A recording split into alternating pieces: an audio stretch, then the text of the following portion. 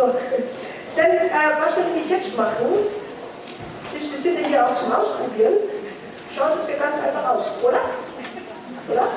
Ja, Sie gucken so nett. Ich weiß, dass Sie es jetzt gerne mit Ihnen ausprobieren möchten.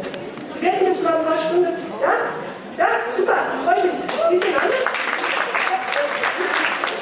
Super. Judith mit Renate, Freundin. Wir haben noch ein paar, das ist aber nett. Ich rutsche mal hier rüber. Genau, jetzt bitte nicht wegducken, weil genau wie nehme ich. Am besten Sie heben die Hand. Da haben wir schon einen. Das ist aber nett. Vielen Dank.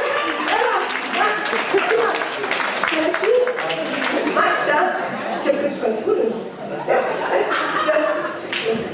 Jetzt auch. Bin mal gespannt. Ja, haben wir ein bisschen Musik dabei, liebe schön? Gucken, wie schnell Sie es lernen. Renate, du machst ja noch mal mit, ne? Spielst du noch mal mit? Ja. Nein! Applaus! Vielen Dank!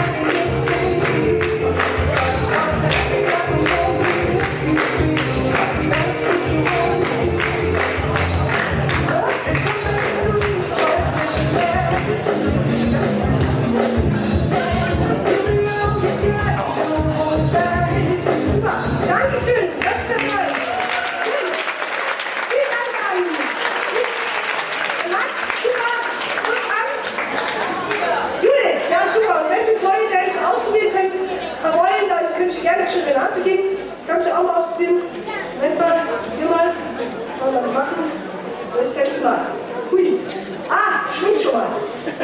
Fände schwingt. Oh. Hey. Wow.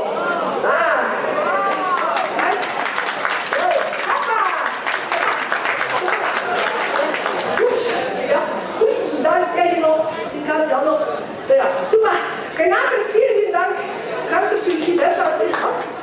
Wer da, Moment. Hier, da. Einladung jetzt, ne? Das Mikrofon ist anders, macht hier. Hallo. Ja, man kann also dann Poledance sehr schnell lernen. Man hat schnell ein Erfolgserlebnis bei den Vorwärtsschwimmen und Rückwärtsschwimmen. Es gibt natürlich auch komplexere Abläufe und da muss man natürlich auch üben. Aber es ist ein tolles Fitnessgerät auch und man kann es überall mitnehmen. Also im Urlaub sind die vorher immer bei mir dabei und es macht auch total Spaß.